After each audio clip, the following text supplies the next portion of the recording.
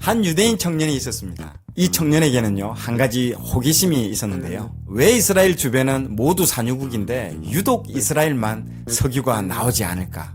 이런 궁금증이 있었습니다. 이스라엘은 대규모 원전을 가진 산유국들에 의해 둘러싸여져 있지만 유독 이스라엘만 석유가 나오지 않았습니다.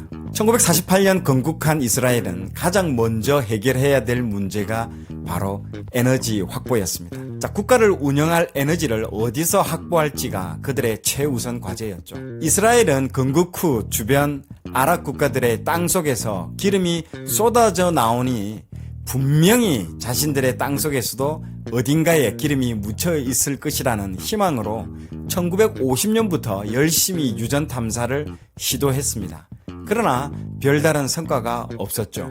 거기에 주변 아랍 국가들이 이스라엘 독립을 반대했기 때문에 이스라엘 국가에 원유를 판매를 하지 않게 됩니다. 자, 그래서 이스라엘은 20년 넘게 가까운 아랍국들의 그 석유를 사용하지 못하고 아주 먼 곳인 콜롬비아, 멕시코, 노르웨이 등지에서 석유를 수입하게 되었습니다. 자, 먼 곳에서 오기 때문에 운송비까지 추가로 물게 되면서 이스라엘의 석유 가격과 전기비는요, 상당히 비쌉니다. 자, 왜 이스라엘 주변은 모두 산유국인데 이스라엘만 석유가 나오지 않을까? 자, 이런 문제에 대해서 유대인 한 청년이 호기심을 가지게 됩니다. 이런 호기심을 가진 청년이 성경을 읽다가 이스라엘의 대규모 가스와 원유를 발견하고 찾아내게 됩니다. 바로 이 청년의 이름은 훗날 기보트 올람 회사의 CEO가 되는 토비아 루스킨입니다. 토비아 루스킨은 러시아에서 태어난 유대인이었습니다. 그는 지구 물리학을 공부하며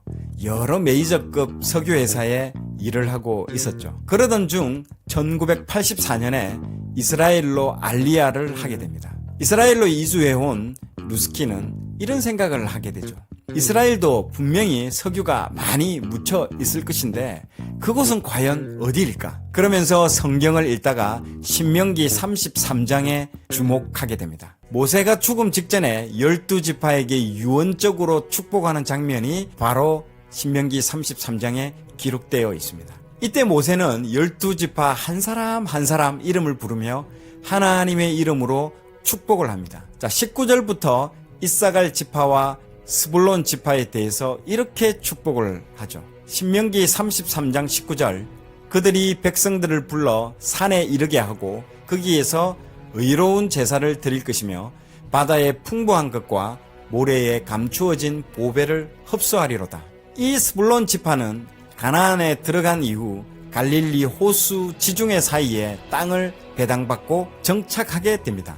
그런데 모세가 이 스불론 지파에게 축복을 하기를 바다의 풍부한 것과 모래에 감추어진 보배를 흡수한다고 축복을 했다고 합니다. 여러분, 신명기 33장 24절 말씀을 또 한번 살펴보겠습니다. 아셀에 대하여는 일러스되 아셀은 아들들 중에 더 복을 받으며 그의 형제에게 기쁨이 되며 그의 발이 기름에 잠길지로다. 아셀 지파는 지금 이스라엘 북부 지역 아코와 하이파 지역을 차지하게 됩니다. 이 지역에서 발이 기름에 잠긴다고 성경에 기록되어 있습니다. 참 희한하고 놀랍죠? 왜 그동안 수천 년간 수많은 사람들이 이 구절을 읽으면서 아무런 영감을 받지 못했을까요? 자, 그렇다면 19절에서 이야기하는 바다의 풍부한 것과 모래에 감추어진 보배, 또 그 발이 기름에 잠길 것이라는 표현은 무엇을 말하는 것일까요? 루스키는 이 말씀을 바로 석유와 천연가스라고 본 것입니다. 자, 그렇다면 모세는 이곳에서 석유가 나올 가능성을 수천 년 전에 미리 예견했다는 것일까요? 어쨌든 루스키는 이 신명기 33장 말씀에 따라서 이스라엘 북쪽 지역을 집중적으로 탐사하기 시작합니다. 그 결과 이스라엘에서는 놀라운 일이 일어납니다.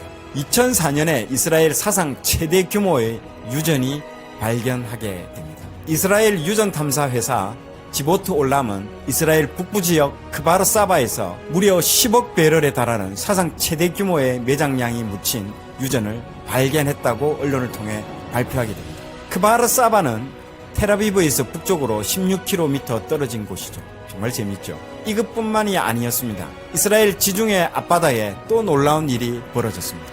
2009년과 2010년에 이스라엘 지중해 앞바다에서 두 개의 대규모 가스전을 또 발견하게 됩니다. 자, 지도를 보시면 이곳이 지중해 앞바다에 땅을 분배받은 아셀 지파의 지역입니다. 이곳에 매장된 가스의 양은 무려 30년 동안 이스라엘이 쓰고도 남을 양이라고 합니다.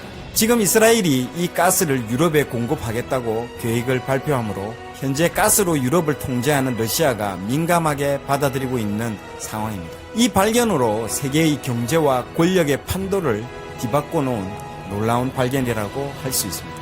그리고 이스라엘 셰펠라 지역에서도 세일가스가 매장되어 있다는 것을 발견하게 됩니다. 여기서 발견된 석유의 매장량이 정말 놀랍습니다. 현재 사우디가 2,600억 배럴을 보유하고 있는 세계 1위 국가입니다. 그런데 이스라엘 셰펠라 지역에서 발견된 매장량이 사우디아라비아에 이어 세계 두 번째 수준이라고 합니다. 그동안 이스라엘은 중동에서 기름이 나지 않는 나라라고 생각했습니다. 그런데 한 사람이 이스라엘은 하나님의 축복의 땅이라 믿고 성경을 읽는 중에 전 세계 모든 국가들이 부러워할 산유국으로 변화시킨 것입니다. 성경은 정말 보물선과 같은 책입니다. 우리에게 영적인 축복을 주는 것뿐만 아니라 물질적 축복도 받게 합니다. 루스킨 이야기뿐만이 아니죠. 세계 최고의 인재들이 성경을 읽고 받은 영감으로 세계적인 제품과 발명품들을 생산했습니다. 이래도 여러분들과 여러분의 자녀들에게 성경 통독을 하지 않을 생각이십니까? 성경은 보물선과 같은 아직 발견하지 못한 보물들이 숨겨져 있는 책입니다. 하나님을 찾고자 하는 사람에게 하나님은 선물을 준비하고 기다리고 계십니다.